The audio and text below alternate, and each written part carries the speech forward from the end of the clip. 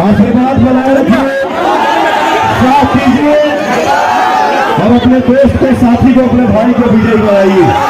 आशीर्वाद मांगने के लिए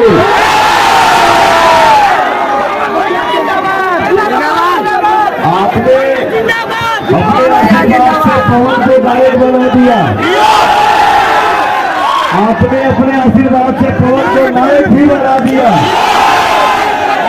और ये जो तीसरी पारी जीवन का खेलने आया हूं आप सबके बीच में,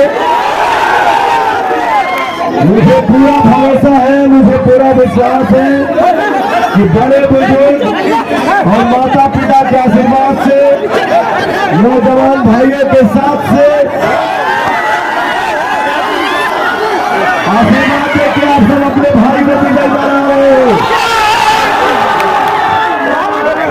जिंदाबाद जिंदाबाद।